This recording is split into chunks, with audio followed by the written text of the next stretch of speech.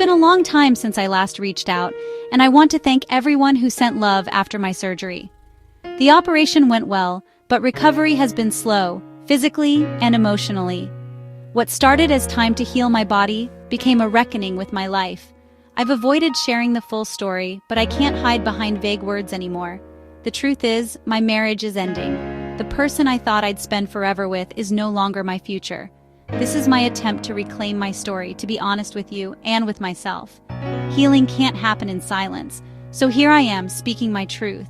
The pain from surgery was almost easier than the pain of separation. But as my body heals, I'm forced to face the deeper wounds. I have to be the architect of my own recovery. This is the first terrifying step.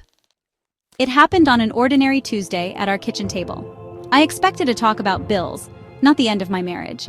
He said he wanted to open our marriage. Polyamory, new connections, a progressive evolution. He called it saving us, but it felt like erasing everything we'd built. My response was quiet, but final. No, that wasn't the life I wanted or the marriage I'd chosen. There was no anger, just a deep, hollow sadness. He asked for a door to be opened, but in doing so, showed me the one I needed to walk through.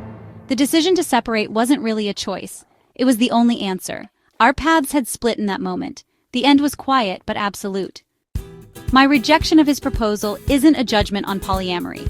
I respect those who find happiness in open relationships. But for me, love means exclusivity. A private universe for two. Sharing that intimacy with others would erase what makes it sacred to me. He wasn't wrong for wanting something different, but I couldn't become someone I'm not. Upholding my boundaries, even at the cost of losing him, was the first act of choosing myself. Our paths diverged because our needs were fundamentally incompatible. Sometimes loving yourself means walking away. After he moved out, the house was filled with a deafening quiet. Every sound echoed. Floorboards, the fridge, the clock. His absence was everywhere. The empty bed, the missing coffee mug, the extra space in the closet. I went through daily routines in a daze, each one a reminder of my new solitude.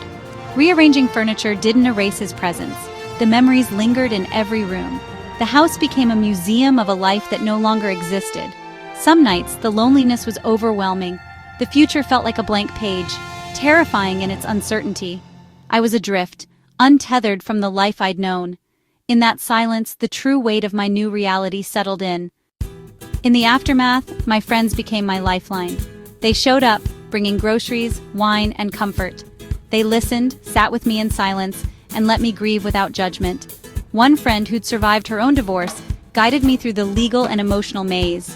Her story made my pain feel less isolating. My support network reminded me of my strength and who I was before the marriage. They checked in, sent encouragement, and refused to let me disappear into grief. True friendship is about who stays when your world falls apart. Their love has been my anchor in the storm. I met my former mother-in-law for coffee, seeking closure. She didn't make excuses, she simply said, "You deserve to be someone's one and only." Her words affirmed my decision. I left not just to escape a life I didn't want, but to choose the life I deserve. I'm choosing myself, even though it's terrifying. The path ahead is unclear, and some days the grief is overwhelming. Healing isn't linear, it's messy and slow. I'm learning to be patient with myself, to rebuild from the ground up. Amidst the rubble, there's hope. A fragile seedling, but it's there. I see it in small moments. A sunrise, a friend's laughter, a second of peace alone. This ending is also a beginning, a chance to rediscover who I am. I'm hopeful even in the pain. For the first time in a long time, choosing myself feels like enough.